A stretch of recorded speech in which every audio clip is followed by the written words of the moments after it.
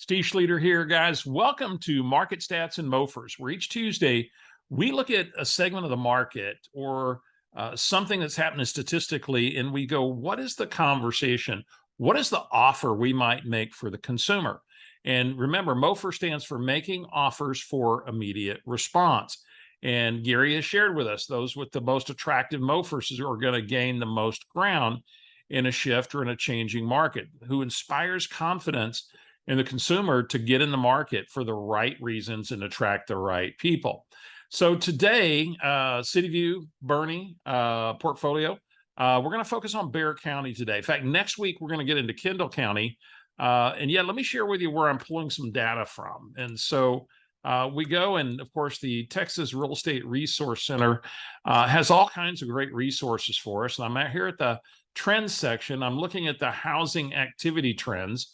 I'm pulling Bexar County. We'll do this for Kendall County next week and interpret that data. Now, what we've got here is we're going back to January 2011. We've got how many sales there were, the dollar volume, average price, median price. And then we start to pick up some data on total listings and months inventory as we get further down here. Let's go down the bottom for a moment and look at what we see as the current trend. Now, December 2021, we were at median price of $290,500 with 1.4 months of inventory. Here we are 7 months later through July with a median price of $315 and 2.3 months of inventory. So months of inventory growing, and yet look at the most recent trend. We were 306, then 318 on median price. It flattened 318.9, and now it's come back a little bit to 315. So this is important. And by the way, months of inventory have now gone over 2 to 2.3 in Bexar County. So all that said, let me get into interpreting some of this and then what a possible MOFIR opportunity you might have in some of this and some types of offers you might put out to your database, to your farms, or just have the simple conversations in a consult with someone. I'm going to go to my document camera here. Let me see if we can't pull this up. And here we are. And so I took some of the stats here and I looked at the Decembers and looking at 2018. Don't you love my finger that got cut? Looking at 2018, December median price was 214. 219 was 224, then 247 and 2021 was 291. Where we stand July of 22 is 315 with a trend down from being a little higher than that. Remember, we looked at it was 318.9 back in June. Now, increases. Let's look at the increases we've had year over year from December. So from 18 to 19, we went plus 4.5%. We had an inventory level that went from 2.9 to 3. 2020, we went up 9.3% in median price with a declining months of inventory to 1.7.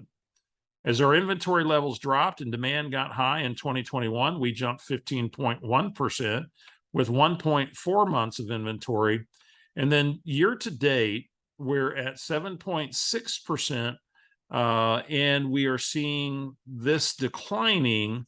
And so just understand, we may end the year at this would be the highest increase that we see because it's been the median price is coming backwards a little bit. Not much, but a little. So we probably aren't going to see these kind of numbers in terms of gain, and yet we're going to see a gain, it appears. And so let's talk about some opportunity. And this is going to help you in pricing property also. Let me share with you how.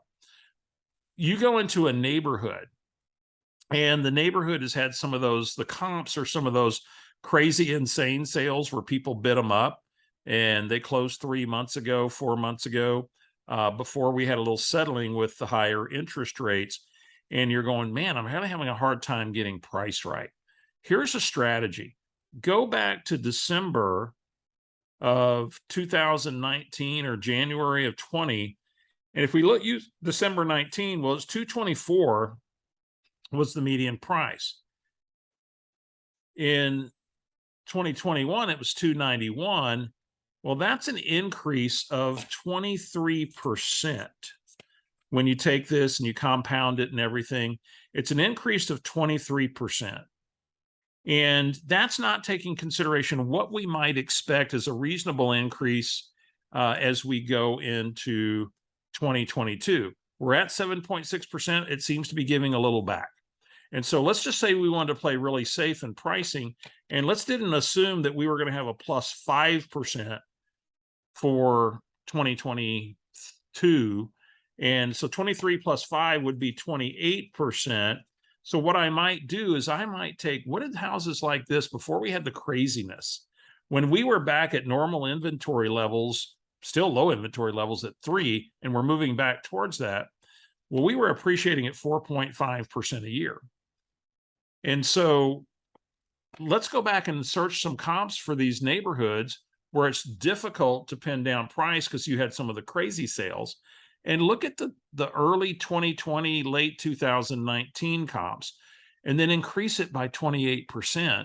And that gives you a good ballpark for where you might start as a marketing price for that home. And then really look carefully at the active competition, look at the pendings, the very most recent closings. And again, probably the reason you would do this is you don't have good comps in certain areas. But it's also a good check to check off against those things that were the truly inflated ones. Just go back to early 2020, late 2019, add 28% and see where that gives you as a benchmark to maybe begin your pricing conversation. So we'll do this with Kendall County next week, but here's my thought for you. What's the MOFIR in this? What could be an offer for immediate response? Sales prices still increasing. Year-to-date sales median price growth, 7.6%. Find out how to take advantage of a still hot real estate market as a seller. Now, my MOFIR for, so as much as they've been hearing about all the price reductions, we still have reasonably low inventory, and we still have gains in median price. So a well-staged, well-put-together home is probably still gaining value right now. It's just not getting the crazy increases.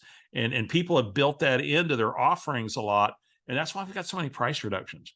So this is a way to check off against those crazy comps and be able to use the market as a whole as a gauge instead of the crazy transactions driving your comparison data that may not be working today. So another MOFIR, might be for a buyer is that, hey, homes are still appreciating at a lower rate and you have more selection that you've had. It's still a great time to buy a home in San Antonio, Texas. In fact, Gary Keller had a great t-shirt at Mega Camp that said, don't wait to buy real estate. It said, buy real estate and wait. And we'll get into that when we go through the Kendall County conversation. I'll give you some other insights on how you can use this in some of the consultations. Right now, you can put out a MOFIR that, hey, home prices are still growing. Your home's still growing in value, yet at a lower rate, to take advantage of the market, still capitalize on record prices. Call me for a free consultation or strategy session. And by the way, you now have places to move as our inventory has almost doubled and yet is still at historically low levels. And yet you do have choices today. So there you go, folks. It's market stats and MOFIRs. I trust you got some news you can use here. Let me go back to my regular camera and let's see if we can't get that back. So there you go. There's your market stats and MOFIRs. We'll get into Kendall County next week. We'll look at some other ways to use this. So you have your MOFIR that you can deal with, and then we'll look at how you use this in the listing conversation when we come back next week talking about Kendall County. All right. Trust that was valuable. We'll see you next time. Market stats and MOFIRs. Take care.